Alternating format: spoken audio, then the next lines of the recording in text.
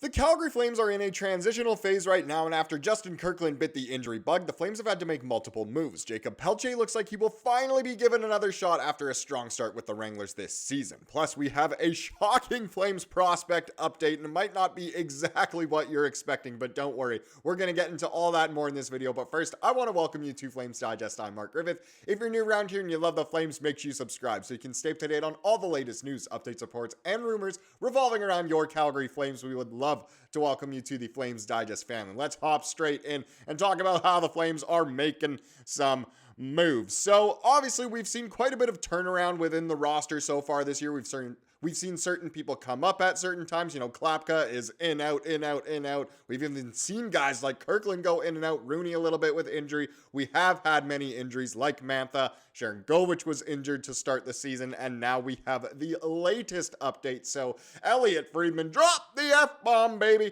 He said, looks like Jakob Pelletier gets another shot in Calgary, scratched yesterday for the Wranglers. Cleared waivers this year, 19 points in 20 AHL games. So, I mean, that's just the quick way of saying it, and don't worry, we're going to dive into it a lot deeper than that, but it is official that since Justin Kirkland has officially been placed on IR, which of course is too bad for him. Hopefully he still does have that Costco deal coming in for him soon. But since Kirkland is officially now on the IR after it seemed like, well, there was a lot of uncertainty around if he actually would.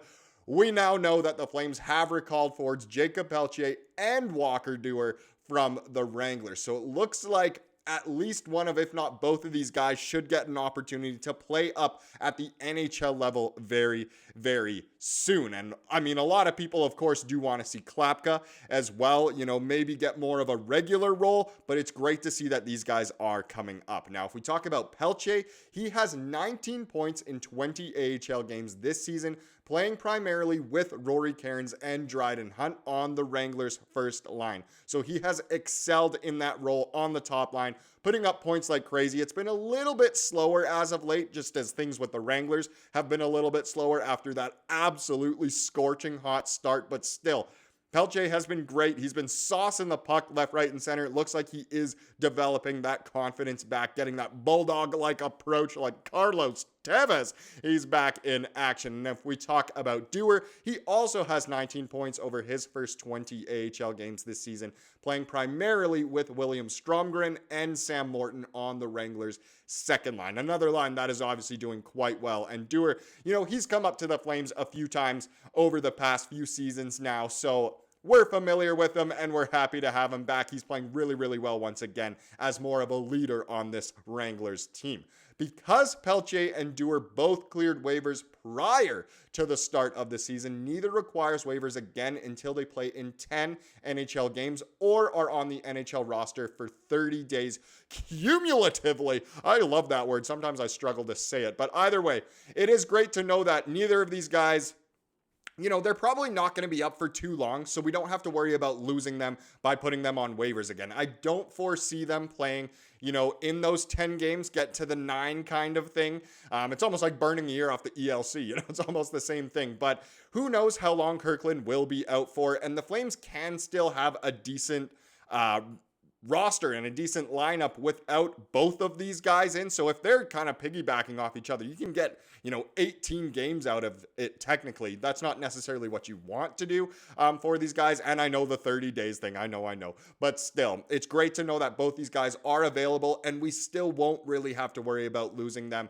because they probably won't play more than 10 NHL games this year. And there are a lot of other options down in the A as well. So overall, this is a great move. Glad it's happening. It's too bad it was at the expense of Kirkland, but once he's back, you'd assume he'll go in right away, and you wouldn't expect him to be out for too long, but sometimes these things can obviously be nagging, so we'll, of course, keep you updated here on the channel. With these roster moves, the Flames continue to have a 23-man active roster with the 2 goalies, 8 defensemen, and 13 forwards. So they already have, you know, the kind of cycle going around with the defensemen, of course, but now we might see a little bit more of one with the forwards as well. And one question that's been brought up is, what does Rory, as in Cairns, have to do to get a chance on this team? He's playing so well for the Wranglers right now. Pat Steinberg, with his little reply, said, I think 1C in the AHL is greater than 4C in the NHL for him right now. Let him keep cooking. And that is true. It's the classic,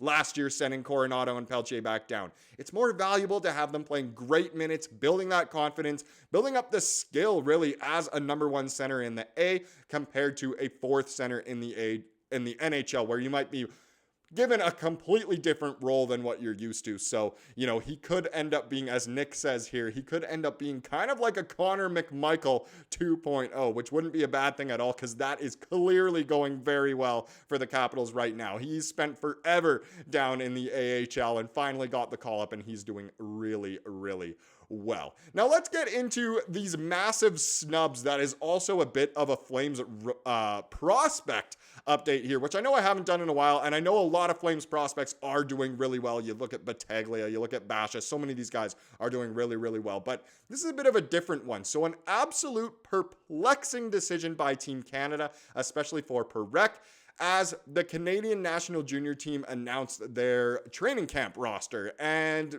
Perek was not on it. So do you think the Flames prospects should have gotten an invite? If we read the actual post here by the win column, so they say snubbed. Zane Perek and Etienne Morin failed to receive invite to Team Canada's World Juniors Camp. And it is quite shocking, especially for Perek, because we know just how good he is. The numbers he's put up in the OHL for Saginaw are absolutely insane. This year might not be quite as good as last year so far, but still, we know how good he is. But I think the main reason for this is that this year, what the World Junior team is going for is definitely more age, more 19-year-olds, more 05s kind of thing, whereas some of these guys are more 06s. So here's another tweet here, some surprising omissions from Canada's World Junior Championship camp roster. Top 10 picks from last June, including Seneke, Iginla, Yakemchuk, and Perek, are all missing. The CHL's second leading scorer and leading goal scorer, 2025 NHL draft eligible, Michael Misa, also absent. Interesting decisions. Now, if you want, you can pause it and zoom in and read the full roster there. It's obviously still a really good roster, but it is true. They really did go for age. They didn't take many guys from last year's draft, and of course, next year's draft in a way. Michael Misa not being there is very shocking for many. Of course, for us as Flames fans, we care the most about Perek, but seeing some of those guys in there, Yakemchuk, he's on the Hitmen, of course. How did he not get in? He had such an amazing training camp and preseason. A lot of people thought he would make the NHL out of training camp.